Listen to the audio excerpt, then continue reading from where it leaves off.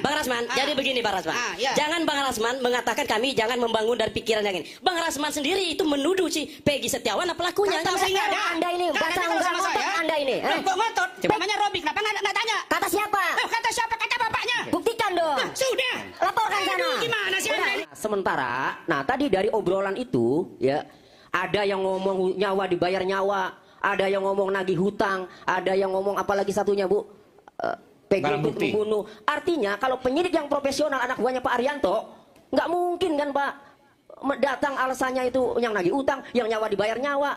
Secara psikologis ini kan orang emosi Pak datang. Itu saya duga itu adalah ayahnya Eki. Sehingga sekarang yang janggal-janggal dengan siapa itu Rudiana mengondisikan Liga Akbar, kami minta kepada Bapak Kapolri harus segera mengumumkan status hukum Rudiana. Pak. Segera itu.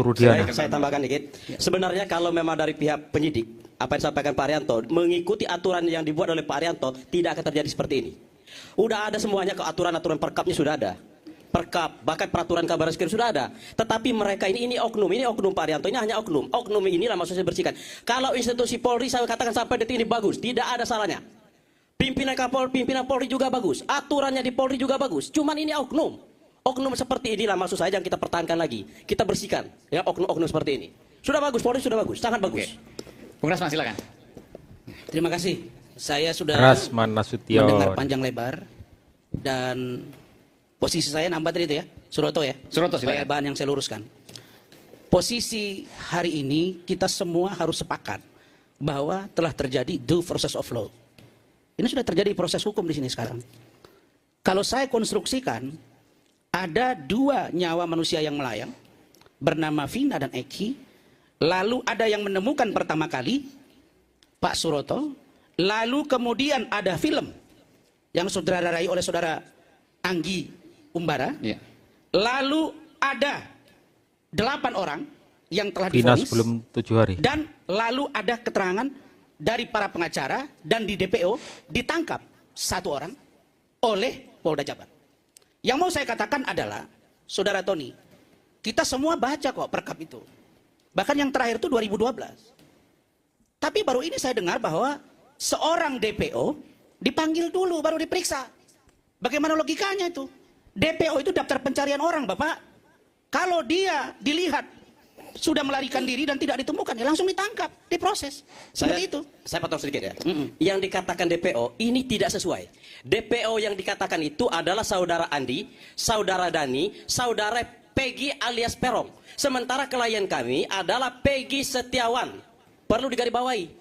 Peggy Setiawan. Itu kan kata saudara. Bukan kata saudara, ini memang nyata. Makanya begini, saya dengar ini nyata. tadi. Dan ini juga. Saya begini, Bung Aiman. Saya heran juga ini. Kok pengacara Peggy ada 2 ya di sini?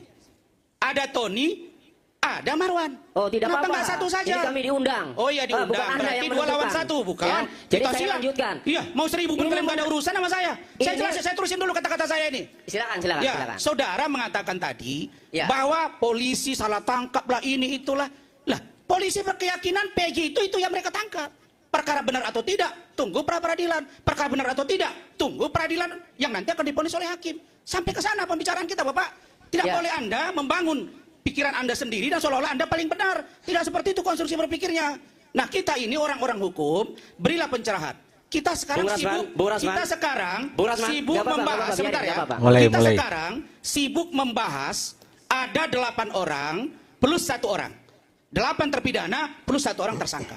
Tapi kita lupa bahwa Vina dan Eki itu orang yang sudah meninggal dunia dan itu menjadi sesuatu yang harus kita pikirkan juga, Bapak. Jangan saudara hanya menuduh atau mencurigai seseorang yang bernama Pak Rudiana. Dia itu orang tua kandung dari almarhum. Anda merasa dia seolah-olah pelaku dan lain-lain. Jangan begitu cara berpikirnya. Saya kira begitu. Saya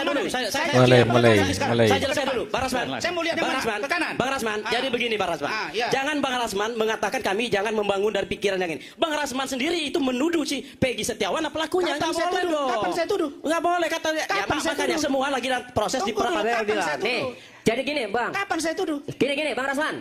Saya ke kiri jadi lagi. itu kan ke kanan, baru ke Peggy kiri. Setiawan DPO. Nanti baru Rayak dia. Ya. Oke. Ini Aiman nih jago nih, saya diuji nih. Ya, Peggy Setiawan DPO itu kan menurut saudara dan menurut menurut penyidik. saudara, menurut polisi. Iya, menurut saudara dan menurut penyidik. Kan putusan hakim 3 orang. Peggy Alias Peron, bukan Peggy Setiawan. Kan hakim Anda baca nggak putusannya? Polisi Anda baca berkeyakinan. nggak putusannya? Anda dari baca mana nggak putusannya? mengatakan bahwa itu Peggy? Peggy Alias Peggy Peron, Peron. bukan Peggy Setiawan. Mana sih Anda? Anda baca nggak? Polisi Saya berkeyakinan. kasih. Udah nggak usah bawa. Mau saya kasih, mau saya kasih, mau saya kasih. Mana Mau sama saya saya? kasih. Ada nggak foto kopinya sama Anda? Peggy Pasti Alias nggak Peron, ada. Anda ini Kan baca Anda kalau nggak sama ngotot saya. Anda ini. Loh, kok ngotot? Peggy Alias Peron. Itu kan Ayo, Anda kan? kita baca. Gimana? Coba Anda baca, Anda baca. Eh, Baca, biar deal. Saya sudah baca semua, Anda perlu. Peggy Alias Peron. Ya, Bukan Peggy saya Setiawan. udah baca. Anda mempersoalkan Peggy alias Peron. Kenapa nggak ada persoalkan Peggy alias Romi? Kenapa nggak ada persoalkan Ini alias proses Romi? hukum. Saya tanya. Ketika Peggy pindah ke Bandung namanya Romi, kenapa nggak tanya? Kata siapa? Kata siapa? Kata bapaknya. Buktikan dong. Sudah. Laporkan sana. Aduh, gimana sih Anda ini? Udah. Tanya lagi. Kenapa dua kakak Adit dari jotos Rudi aja lah. Irawan?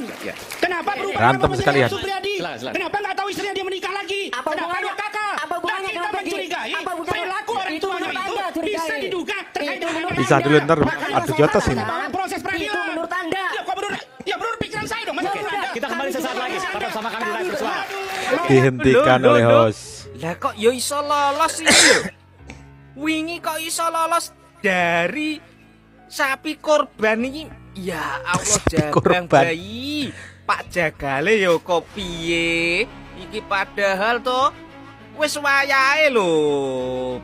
Go korban kok yo malah iso lolos. Malah yo ngamuk-ngamuk to ngene iki to ya. Ya Allah, jabang bayi. Eling Mbak, eling. Iki nek serangan darah tinggi aja ngamuk-ngamuk ae to sampean iki. Ya Allah, ngomong slow, santuy apa ora iso to. Sapi korban iki jan angel. Itu menimbulkan keresahan dalam masyarakat. Mohon maaf. Saya Gantian sama Farhad ini.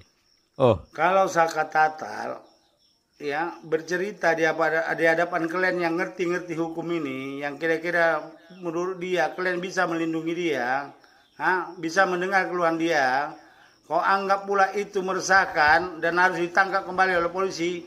Wah, hebat kali kau Rasman. Aduh, nggak boleh kau gitu Rasman. Ingat, semua bahasamu ini ya kau pertanggungjawabkan nanti di hadapan Tuhan Yang Maha Kuasa. Siapa pengacara yang botak itu, siapa namanya? Rasman itu. Katanya Peggy pelakunya 100% Peggy pelakunya. Saya 1.000.000% saya nggak percaya. Yang percaya itu cuma itu loh, kamu sendiri sama orang yang berbohong itu loh. Netizen semua nggak ada yang percaya. Sejak kasus ini kasus gampang. Dari 2016 nih kalau mau terungkap. Apalagi kemarin tuh 2016 itu yang ditangkap itu aslinya banyak yang salah tangkap. Kalau menurut saya banyak salah tangkap. Paling yang benar cuma 1-2 itu. Yang lain bukan pelaku itu aslinya. Kasus ini gampang aslinya kalau menurut saya itu. Kasus geng-geng motor itu gampang. Mana geng motor dari mana kan kelihatan aslinya. Gak salah tangkap itu kan kasihan yang salah tangkap itu. Kasus ini sebenarnya kalau Kapolri langsung turun selesai aslinya nih. Bakal kasih bukti kenapa diantara kalian semua tidak percaya bahwa PS itu adalah seorang pelaku atau tersangka yang sesungguhnya. oh Dan netizen saya ini juga akan mementahkan percaya kalau analisa adik ini Peggy yang pelakunya. katanya berdasarkan data bukti dari pihak yang berwajib. Mempunyai bukti kalau PS mengubah identitasnya menjadi Robi.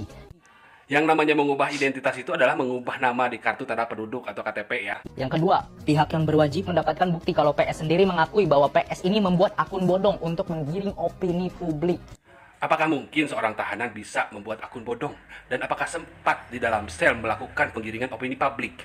Ketiga, polisi mempunyai bukti sejumlah barang bukti yang sudah didapat dari rumah PS pada saat penggeledahan kemarin. Apa barang bukti dari hasil penggeledahan itu? Ijazah? Ijazah atau KTP?